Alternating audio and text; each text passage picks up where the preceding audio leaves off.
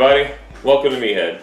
Today we are going to do a brisket challenge. I have here 2 brisket flats, and what we're going to do is we're going to test these things, and this is going to lead to an overall a bigger bodied brisket cook.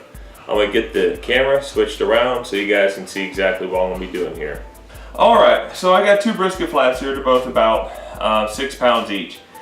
They both have a really nice fat cap on each side. However, I'm going to trim none of this fat off, because when we go to our full-bodied brisket, we're going to be leaving this fat on, because what we're going to try to do is we're going to try to get the flat and the point to be about the same size. But what I am going to do is I am going to just trim some of this fat off right here, because we are going to be putting some rub on here, and we are using very basic rub on here. We're not using nothing fancy, because we are going to try to keep this very simple. So I'm going to use my simple rub, which is a basic rub for basically everything. You use it for chicken, fish. I mean, you can use it, I mean, darn near everything. So we're going to be using that for this. It consists of sea salt, onion powder, garlic powder, and some celery seed. Now, my biggest thing of concern is over here on this one. They got this big cut right here from right here, see that? That's from whenever the butcher processed it, he sliced it with his knife. Can't really do much about that, just have to work with it. So, but I am cutting this, make sure when you cut fat on a brisket or any kind of meat, that it's nice and cold, because it makes it a whole lot easier to trim up. The smoker I'm going to be using for this today, because I need to basically try to keep it about as even as possible, is I am going to be using my pellet smoker, my Camp Chef pellet smoker. Then when I do the full bodied brisket experiment, I'm going to be using the Oklahoma Joe's. And when I use the Oklahoma Joe's, I'll be removing the heat plate, and I'll show you when we get up to the smoker. But this is actually the night before, so I'm doing this, you know, I'm gonna let that rub sit on here overnight, and then I'm gonna get up probably, I don't know, maybe about 4 or 5, 6 o'clock in the morning. I'll let y'all know. I think I'm about done. I can get it all off here. I'm gonna get quite a bit off. So I got a little, I don't want to cut too much off, because I want to try to keep these both, you know, equally about, you know, around 6 pounds. So since I am mainly using my simple rub, I'm not looking, I got my bottle right here and it has my simple rub in it.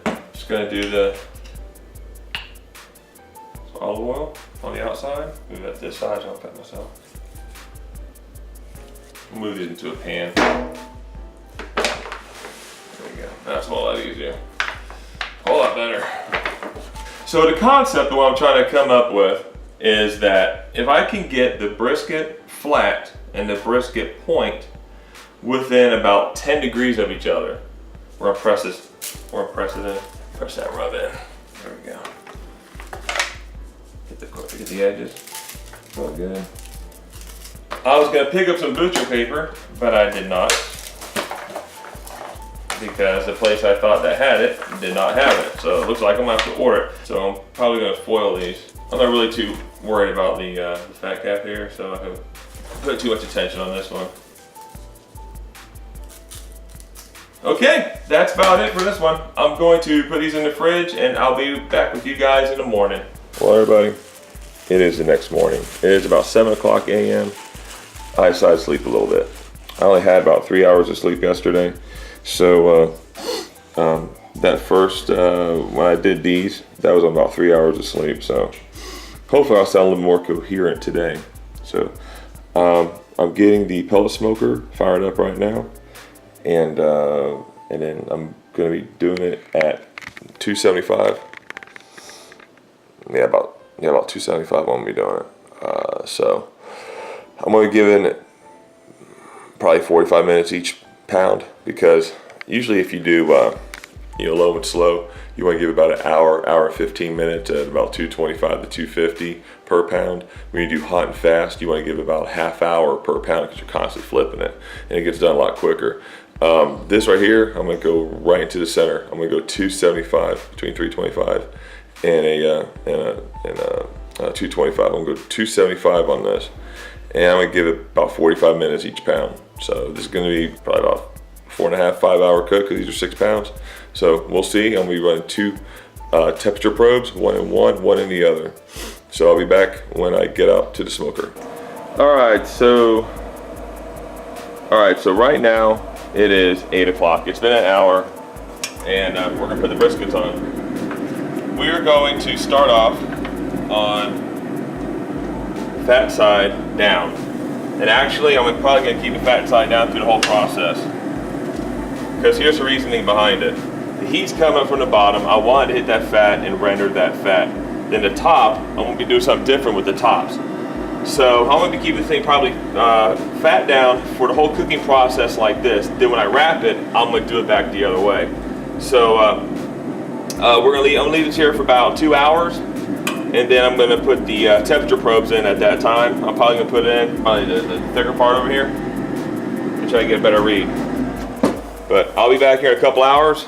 All right, everybody. So this is the next process and what I'm gonna do. I have some thick cut bacon here. And what this is gonna do is, the flat side of this, I have any fat, I'm gonna put a bacon blanket on it. I'm gonna weave some bacon here.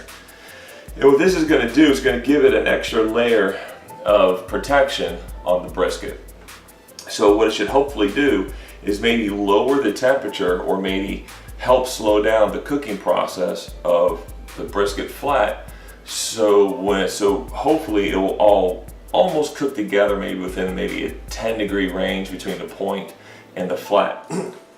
So a bacon weave is pretty simple. It's you take a piece of bacon right here, pull that up, put it down, pick this one up, put it down, pick that one up, put it down,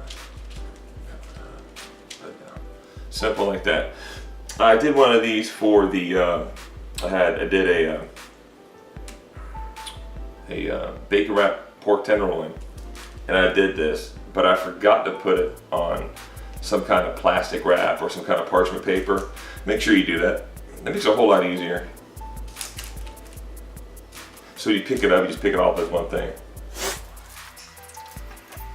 Maybe pull them out a little bit, stretch them a little bit. Nice little tack. So basically this is going to kind of act as like a fat layer. And also, it's going to be a nice crust. What other crust can you have better than bacon, right? It's going to add a layer of flavor to it too. So when I put this on the, brisket out there, hopefully one of them has a kind of a lopsided temperature difference, so I get a good reading on if this actually is going to be effective or not. All right. So I'm gonna put this on the one of the briskets when I get out there. See if I probes in and get a reading. And I'm gonna put bacon. I'm probably gonna put bacon on probably this one right here because it's got that tear right there. So put the temperature probe in, right in the middle, right there. There we go. Now it's time for the bacon.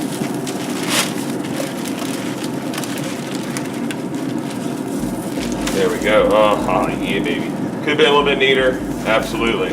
Are we doing barbecue? Yep. So I get forgiveness. All right. So now you guys kind of see my my madness here. Now this one's gonna stay just the way it is. Oh, there we go. Getting some temperature readings on these. So right now, the one with the bacon blanket, it's got a internal temperature right now of 104. The other one has got internal temperature of 116. All right, we're back on track. I think everything's good now. So at 160, I'm probably 160, 165 when the stall is. I'm gonna wrap these things up. I've been looking for butcher paper, and I thought I actually found some. They had some at BJ's wholesale club a couple weeks ago. So I went back there yesterday to get the butcher paper. They act like they never sold it, they never had it. So I'm gonna order some butcher paper because I see a lot of people using butcher paper. I've never used it, but I did see one person using parchment paper. If you guys know anything about parchment paper, is parchment paper kind of similar to butcher paper? Is it? I don't know, because I've never used it. So if you guys know if I can use parchment paper instead of butcher paper, or what the differences are, let me know down in the comment section below. So I'll be back whenever it's time to wrap these. Welcome back. I have no idea what time it is. I think it's been about 3 hours, and the one brisket has already reached an internal temperature of 161. So I'm gonna go ahead and I am going to wrap it. And so I'm keeping this pretty basic. Only thing I'm gonna put in is just Worcestershire sauce and some butter. That's it. So that's gonna be this one right here. Yeah, it's still pretty tough.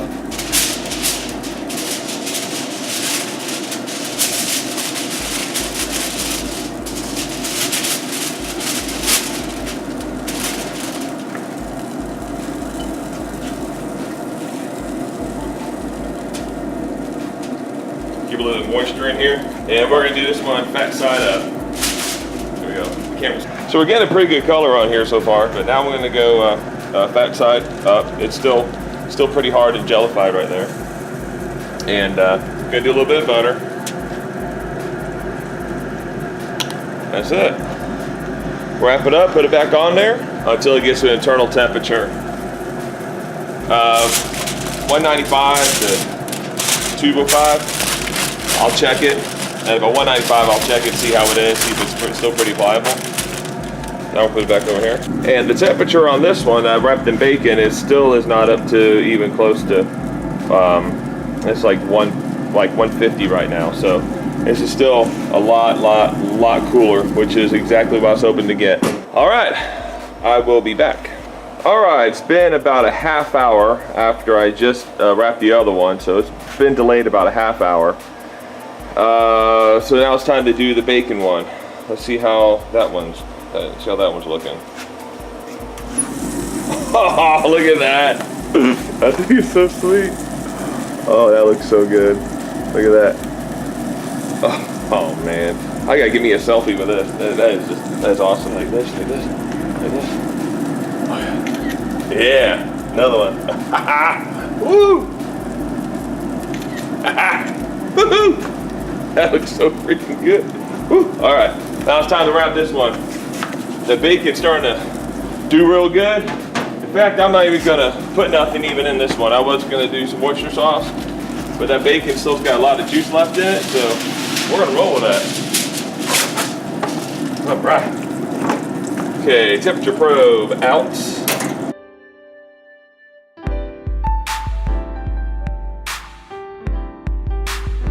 There we go.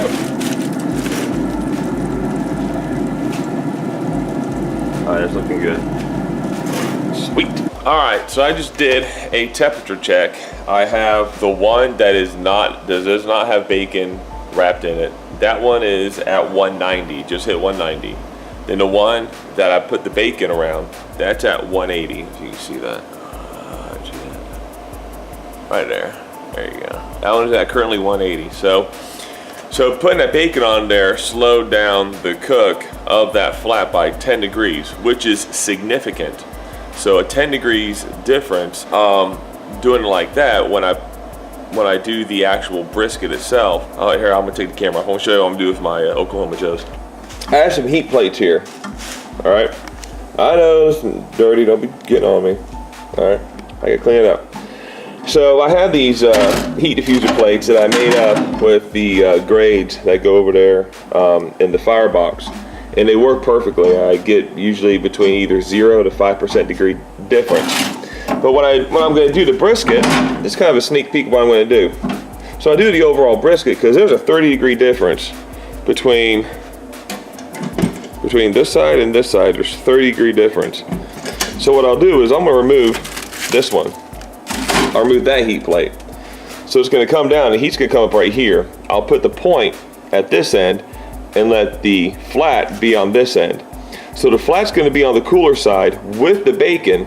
So it's going to be on the cooler side with the hotter side, and maybe, just maybe, I can maybe average, hopefully, between the point and the flat 10 degrees or less. If I can get even, man, that is going to be ideal. So that's kind of what I'm gonna be doing with that. So It's kind of a sneak peek. So I'm gonna get the camera back on the tripod, and I'll be back here in a couple more minutes. It's just about to, it just went up to 192, so I'm fixing to wrap that one. That's a probe temp.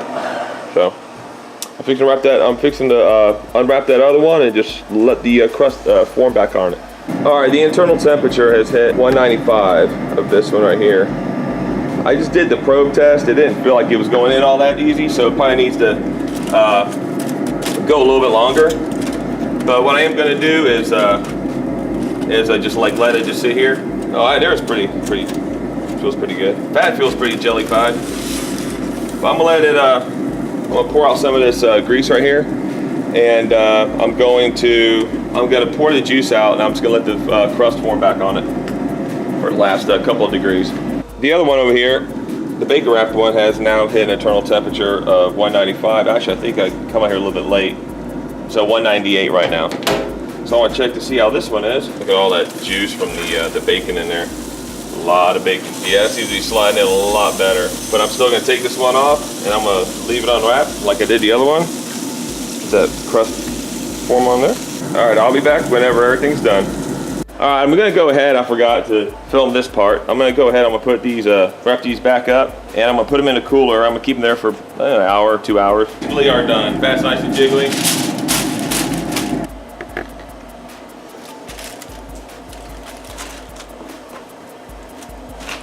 There we go. One of the most important things, let them rest. All right, we're inside. I actually let them rest for about 5.5 hours. We went and did some, we came back. And so let's check these things out. Got them in the cooler here. Okay, this is the one I had in bacon. And they're still, even after that long, they're still piping hot.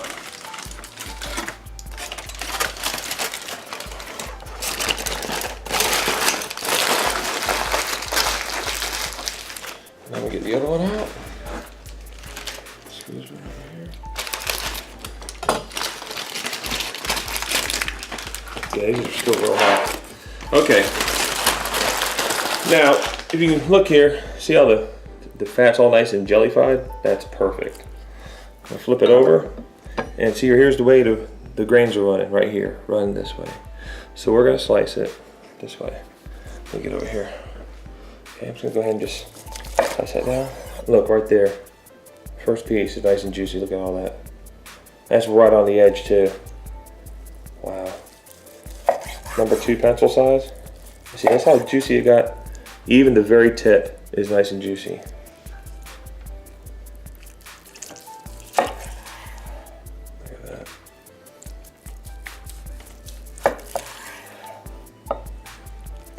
Let's hold this a little bit tougher.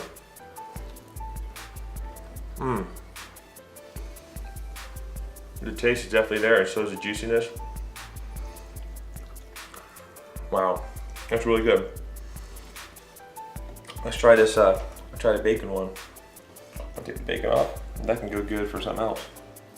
All right, grains are running this way. I pulled these both off at around between, I think it was 201 I pulled these off at. Look at that, nice and juicy. That's the very tip. Look at that, how tender that is. Now that is usually dry in most briskets. That's the most problem area, look at that. Wow, that's just the very tip of it.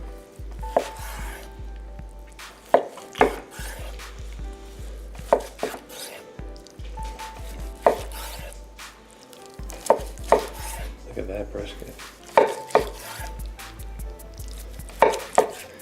See that smoke ring right there? It's probably about a 1/4 inch smoke ring right there. Got the fat. That's real nice.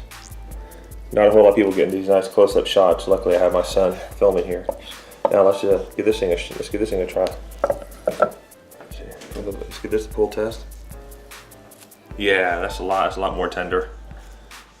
Let's see, this is bacon.